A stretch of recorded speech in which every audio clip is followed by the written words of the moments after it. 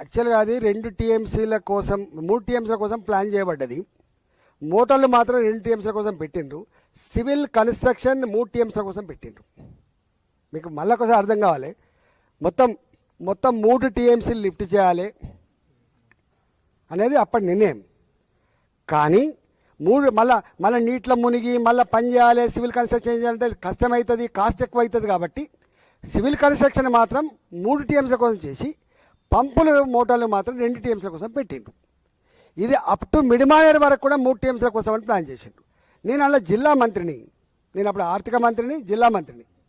నేను అంటున్నా, నీకు దమ్ముంటే దాని మీద కమిషన్ వేసినావు కదా, బయటికి తీసి ఎంక్వైరీ చేయి, దోషులు కూడా శిక్షించు. నేను అంటున్నా.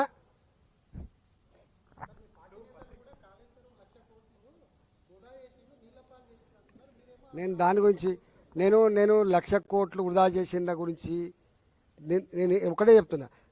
దాంట్లో ఎంత కరప్షన్ ఏందో లెక్కతి, ఎవడో బాధ్యత లెక్కతి, అరెస్ట్ చేయి, పనిష్మెంట్ ఇవ్వు. నేను దాని గురించి మాట్లాడుతాను కదా. ఇప్పుడు ఉన్నది కదా, నీకు ఇష్టం ఉన్నా లేకపోయినా, అరే ఒకటి నీకు అర్థమైతే లేదు. నువ్వు చాలా సంకుచితంగా ఆలోచించి మాట్లాడుతున్నావు. నేను అంటున్నా 1,00,000 కోట్లు ఖర్చు పెట్టి చేసినా అంటున్నాం. ఇప్పుడు నీకు మొత్తం కాళేశ్వరం ప్రాజెక్ట్ అంటే 2, ఒక లక్ష్మీ బరాజ్ కాదు కదా. లక్ష్మీ బరాజ్ ఉన్నది, అంత అన్నారం ఉన్నది, సుందిల్ల ఉన్నది, మిడిమానేరు ఉన్నది, ఒక అనంత సాగర్ ఉన్నది, ఒక రంగనాయక సాగర్ ఉన్నది, ఆ పైన మల్లన్న సాగర్ ఉన్నది, ఆ పైన కొండపోచమ్మ సాగర్ ఉన్నది, అక్కడి నుంచి బస్వాపురం ఉన్నది. గిన్నె ఉన్నాయి బాబు, వందల కిలోమీటర్ల కాలువలు ఉన్నాయి. ఏమర్థం చేసుకుంటారు మీరు? 1,00,000 కోట్లు ఖర్చు పెడితే 1,00,000 కోట్లు తిన్నానని చెప్పి వాళ్ళు అనగానే నేను అవును నిజమే తిన్నానని మాట్లాడాను. నేను ఏమన్నా జ్ఞానం ఉందా? 1,00,000 కోట్లు ఇప్పుడు రేపు నువ్వు మూసితే ఎత్తున్నావు, ఓ 1,00,000 కోట్లకు ఎస్టిమేట్ ఎత్తాడు. 1,00,000 కోట్లు తిన్నానని చెప్పి ఆరోపణ చేస్తే 1,00,000 కోట్లు తిన్నట్ట? ఎంత బ్యాడ్ అండి ఇది. ఇంత నీచంగా ఉంటారా?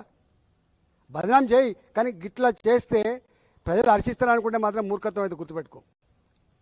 ఇవాళ కాళేశ్వరం ప్రాజెక్టు కొన్ని వందల టీఎంసీల రిజర్వాయర్లు, కొన్ని వందల కిలోమీటర్ల పైప్ లైన్లు, కొన్ని వందల కిలోమీటర్ల కాలువలు, పదుల సంఖ్యలో టన్నల్స్, మోటార్లు, పంపులు, కొన్ని పెద్ద పెద్ద టవర్లు, ఎలక్ట్రిసిటీ టవర్లు, పెద్ద పెద్ద లైన్లు అనేకం ఉన్నాయి కదా. దాన్ని వాడుకోరాదు. నువ్వు బదనాం చేసి ఎత్తి కానీ వాడుకోరాదు.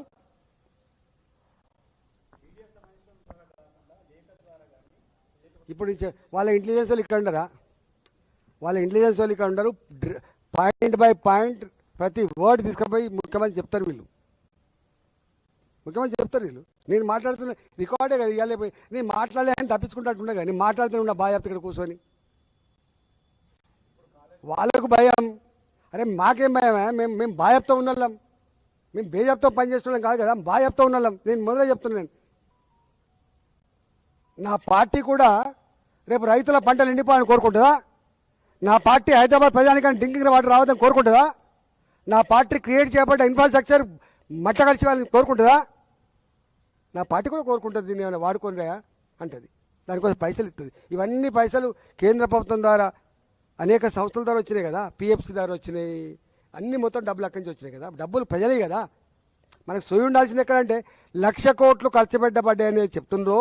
ఈ 1,00,000 కోట్లు ప్రజల రక్త మాంసాలతో జమ చేయబడ్డ పన్నుల డబ్బులు అనే విషయం మర్చిపోకండి. కేంద్రం పైసలు ఖర్చు పెట్టినా, రాష్ట్ర ప్రభుత్వాలు పైసలు ఖర్చు పెట్టినా ప్రజల పైసలు ఇవి గా సోయి ఉండాలి. ప్రభుత్వాలకు బాధ్యత ఉంటుంది.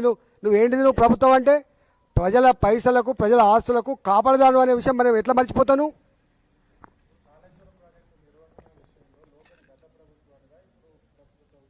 నేను అంటున్నా, లోపం ఉంటే వాళ్ళకి పనిష్మెంట్ అంటున్నా. ఆ ఇంజనీర్లను తీసుకుపోయి జైల్లో పెట్టు, ఆ పాలకులను తీసుకుపోయి జైల్లో పెట్టు, దాన్ని రికవరీ చేయించు. మేము అంటున్నాం. మేము అంటలేం కదా. ఇది గొప్పగా చేసిండ్రు, కాంట్రాక్టులు శుద్ధపూసలు, లేకపోతే ఇంజనీర్లు శుద్ధపూసలు, పాలకులు శుద్ధపూసలు మాట్లాడుతున్నాను. నేను మాట్లాడుతున్నది నేనేం మాట్లాడదు కానీ నీళ్లు పోతున్నాయి ఆ కళ్ళ ముందు, దుఃఖం వస్తుంది. 1,00,000 కుసకులు పోతున్నాయి, తీసుకురా అంటున్నాం. తీసుకురావడానికి ఆయన అడ్డంకులు చెప్పమంటున్నాం. గిది అడుగుతుంటే మీరు ఇవన్నీ ఎందుకు వస్తాయి సబ్జెక్టు? అవన్నీ అయిపోయాయి. కమిషన్ వేసిరి, కమిషన్ రిపోర్ట్ తీసుకుపోయి ఆడ పడేసే ఏదో ఈడీకి ఇచ్చిరి ఎవరికో ఇచ్చిరి.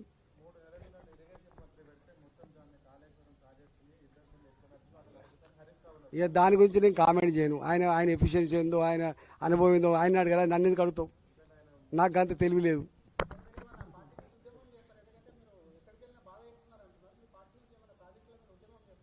అన్ని ప్రజా సమస్యల మీద నిత్యం ప్రజలలో ఉంటూ నేను కొట్లాడటం కూడా నేనే, గుర్తుపెట్టుకో.